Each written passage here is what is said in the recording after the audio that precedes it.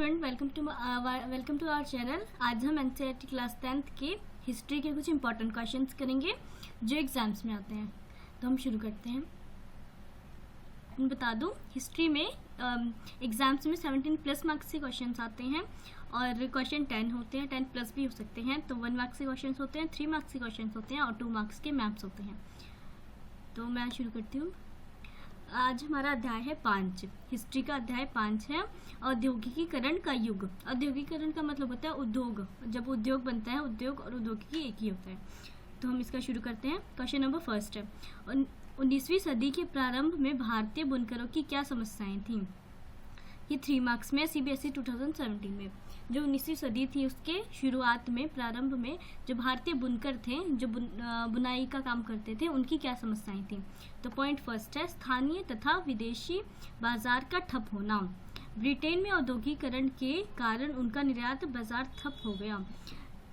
भारत में ब्रिटेन से निर्यात होता था सामान, बाजार का सामान होता था, इसलिए जो स्थानीय बुनकर थे उनका बाजार ठप हो गया। वो हाथ से बुनाई करते थे और जो ब्रिटेन से आते थे वो बाहर से आते थे बने हुए, तो इसलिए उनका ये ठप हो गया।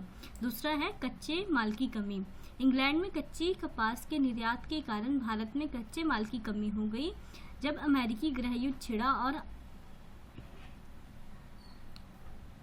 छिड़ा और अमेरिका से कपास की आपूर्ति बंद हो गई,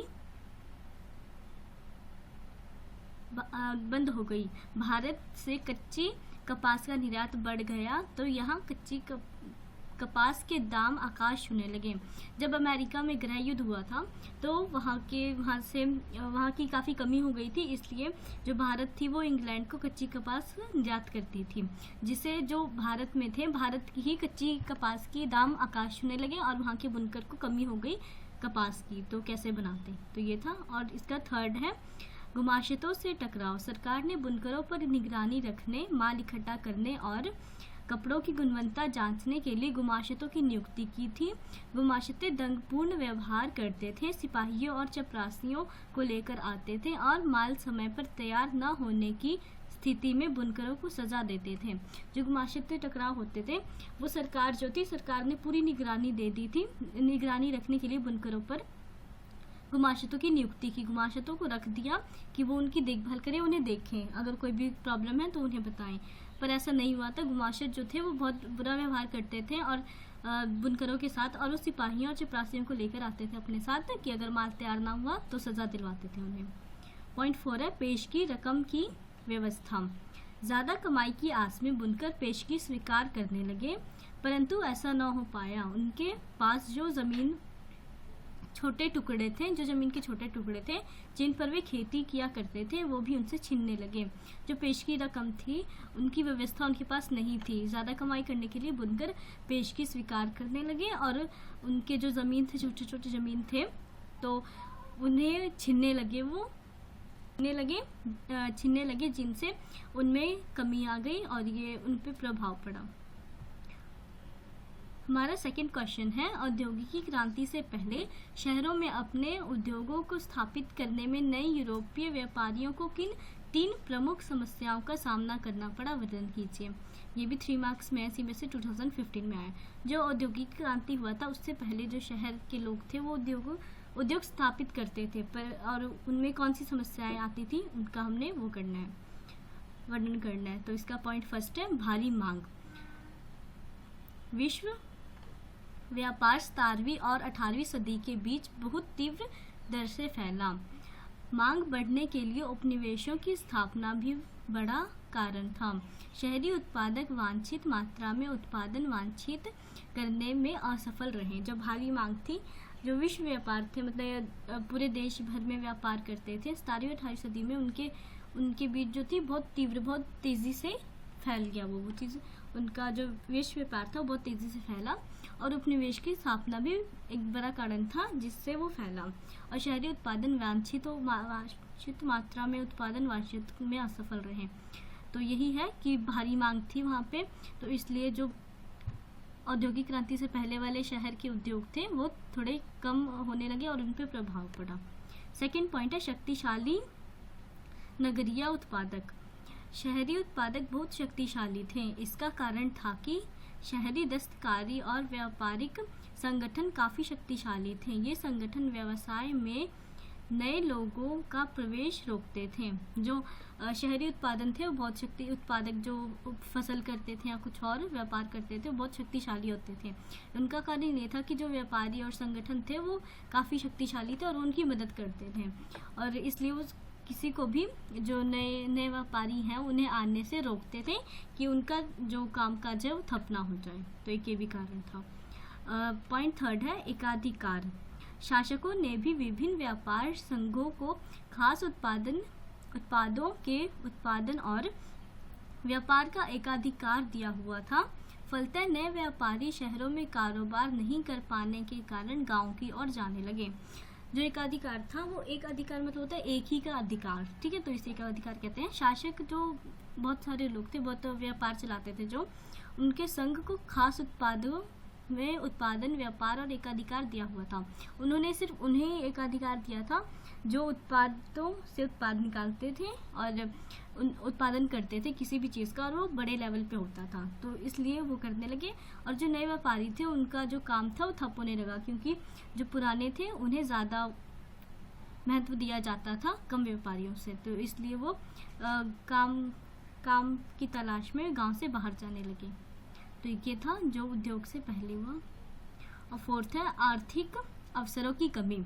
गांव में खुले खेत होते जा रहे थे और कॉमन्स की बाराबंदी की जा रही थी। छोटे किसान और गरीब किसान जो पहले साझा जमीन पर निर्भर थे बेरोजगार हो गए। जो उनके आर्थिक अवसर थे वो उनकी कमी होने लगी उनमें, क्योंकि जो गांव के खेत थे वो ख़त्म हो रहे थे और कॉमन्स जो थी उनकी बाराबंदी की जाती थी कि नहीं यहाँ से इनका खेत है वहाँ से उनका खेत है, जिससे छोटे किसान और गरीब किसान गरीब होते जा रहे थे, उनसे उनकी ज़मीन छिन रही थी और वो बेरोजगार हो गए। थर्ड क्वेश्चन है भारतीय उद्योगों पर प्रभाव, प्रथम विश्व युद्ध के प्रभाव की चर्चा कीजिए। तो ये क्वेश्चन है 3 मार्क्स में CBSE 2017 में। तो जो भारतीय उद्योग पर प्रथम विश्व युद्ध था उसका प्रभाव हमने बताना है। पॉइंट फर्स्ट है मैनचेस्टर का पतन। जब ब्रिटिश मिलें युद्ध काल में सेना की ज़रूरतों को पूरा करने के लिए उत्पादन में व्यस्त थी, तब भारत में मैनचेस्टर का आयात कम हुआ। जो मैनचेस्टर का पतन था वो ब्रिटिश जो मिलें थी उद्योग थे, मिलें उद्योग को भी कहते हैं, तो युद्ध काल में सेना की ज़रूरतों को पूरा करने लगे और इस कारण भारत में मैनचेस्टर का आयात कम हो गया। मांग में वृद्धि। पॉइंट सेकंड है आयात के कम होने के साथ ही अचानक भारतीय मिलों की आपूर्ति के लिए विशाल बाजार मिल गया। जो आयात कम होने लगा, मैनचेस्टर का पतन कम हुआ और आयात कम होने लगा, तो उद्योग का भारतीय मिलों का एकदम से विशाल मांग बढ़ने लगी कि हमें भारतीय मिलों से ही सामान चाहिए, तो इसमें मांग की वृद्धि हो गई। पॉइंट थर्ड है सेना की ओर से मांग। युद्ध लंबा खींच गया तो भारतीय कारखानों में भी फौज के लिए बोरियां, वर्दी, तंबू, चमड़े के जूते, घोड़े व खच्चर की जीन तथा अन्य कई सामान बनने लगे। जब मांग बढ़ी उद्योग में तो सेना ने भी मांग की कि हमें भी ये चीज़ें चाहिए क्योंकि हमारा पूरा नहीं हो पा रहा है, तो उनके भी जो थे मांग बढ़ने लगे और इसलिए जो भारतीय उद्योग थे उसकी मांग और वृद्धि हुई, उसमें मांग की और ज़्यादा वृद्धि हो गई। पॉइंट फोर्थ है नए कारखाने लगाए गए और पुरानों में कई पारियों में कम होने लगा। बहुत से नए मजदूरों को काम पर रखा गया और प्रत्येक को पहले से भी अधिक समय तक काम करना पड़ता था। युद्ध काल में औद्योगिक उत्पादन तेजी से बढ़ा। जो नए कारखाने थे उन्हें लगाया गया और जो पुराने थे उन्हें कई को बंद किया गया, कई को ख़त्म कर दिया गया, कई के मजदूर नए में डाले गए पुराने से, तो इससे प्रत्येक के मतलब प्रभाव पड़ा और युद्ध काल में उत्पादन तेज़ी से बढ़ा, तो इसको कह सकते हैं। इसके ये पॉइंट 4 था, ठीक है, ये क्वेश्चन हमारा हो गया। फिफ्थ है पॉइंट 5 है इसका ब्रिटिश उद्योग की गिरावट और घरेलू उद्योग के लिए वरदान। युद्ध के बाद भारतीय बाजारों में मैनचेस्टर को पहले वाली हैसियत कभी हासिल नहीं हो पाई। कपास का उत्पादन बहुत कम हो गया था और ब्रिटेन से होने वाले सूती कपड़े के निर्यात में ज़बरदस्त गिरावट आई उपनिवेशों में विदेशी उत्पादों को हटाकर स्थानीय उद्योगपति ने घरेलू बाजार पर कब्जा कर लिया और धीरे धीरे अपनी स्थिति मजबूत बना ली। जो ब्रिटिश उद्योग थे उसमें गिरावट आ गई, क्योंकि जो बहुत सारे लोग थे वो भारतीय मिलों से वस्तु लेने लगे थे, सामान लेने लगे थे, इसलिए। अब हमारा है नेक्स्ट क्वेश्चन नंबर 4। इंग्लैंड में औद्योगिकरण क्रांति के कोई 5 कारण बताइए। ये 3 मार्क्स में CBSE 2016 में। तो हमसे पूछा कि इंग्लैंड में जो औद्योगिकरण हुआ था क्रांति, उसके कोई 5 कारण बताने क्यों हुआ था। पॉइंट फर्स्ट है अंतर्राष्ट्रीय बाजार में वृद्धि। 17वीं तथा 18वीं सदी में यूरोप के नगरों और व्यापारी ग्राम्य क्षेत्रों की ओर जाने लगे और किसान तथा कारीगर को धन की आपूर्ति करने लगे ताकि वे अंतर्राष्ट्रीय बाजार के लिए उत्पादन कर सकें। जो अंतर्राष्ट्रीय बाजार थी उनमें वृद्धि होने लगी थी, क्योंकि कारीगर जो थे वो सारा धन अपना अंतर्राष्ट्रीय बाजार में इन्वेस्ट कर रहे थे, पैसे इन्वेस्ट कर रहे थे, इसलिए क्योंकि वो ज़्यादा उत्पादन करें और वो इंटरनेशनल लेवल पे आ जाए, ताकि सारे जो देश हैं वो उससे मान लें। पॉइंट सेकंड है मांग में वृद्धि। विश्व में कई भागों में उपनिवेशी अधिकार होने तथा विश्व व्यापार में प्रसार के कारण वस्तुओं की मांग में वृद्धि होने लगी। जब उत्पादन ज़्यादा हो रही है अंतर्राष्ट्रीय बाजार से, तो उसकी मांग भी ज़्यादा बढ़ गई, क्योंकि वो सारे देशों को वो सारी चीज़ें उपलब्ध करा रही थी जिनकी उन्हें ज़रूरत होती है, तो इसलिए इनकी मांग बढ़ गई। पॉइंट थर्ड है आदि औद्योगिक व्यवस्था। बाजार में प्रसार तथा मांग में वृद्धि के कारण आदि औद्योगिक विकास हुआ, जिससे औद्योगिक क्रांति के लिए आधार तैयार हो गया। जो आदि होता है मतलब कि बहुत ज़्यादा अच्छी तरह हो जाना, सब कुछ हो जाना, तो आदि औद्योगिक व्यवस्था हुई, बाजार में प्रसार हुआ तथा मांग जो थी, मांग में वृद्धि हो गई बहुत ज़्यादा, जिससे औद्योगिक क्रांति के लिए आधार जो नींव थी वो तैयार हो गई। तो ये भी एक पॉइंट है जिससे ये क्रांति हुआ। पॉइंट फोर्थ है नवीन आविष्कार। 18वीं सदी में श्रृंखलाबद्ध आविष्कारों ने उत्पादन प्रक्रिया के प्रत्येक चरण की कार्यकुशलता बढ़ा दी, जैसे कार्तिक, ट्विस्टिंग, कताई तथा लपेटना। जो आविष्कार करने वाले बुनकर थे उन्होंने अपनी श्रृंखलाबद्ध में आविष्कार किया और नई नई चीज़ों को इन्वेस्ट किया, जैसे कार्टिक हो गया, ट्विस्टिंग होगी, कताई और लपेटना जो है वो बुनकर के हाथ में होती है, तो वो उन्होंने अच्छी तरह किया और उसकी शुरुआत कर दी, तो ये भी कारण था। पॉइंट फिफ्थ है पॉइंट पूंजी की उपलब्धता। इंग्लैंड ने बढ़ते व्यापार से प्राप्त लाभ के माध्यम से जो भारी पूंजी जमा कर रखी थी उसे मशीनरी तथा भवनों पर भारी मात्रा में खर्च किया जाने लगा। इससे नवीन प्रौद्योगिकी विकास संभव हुआ।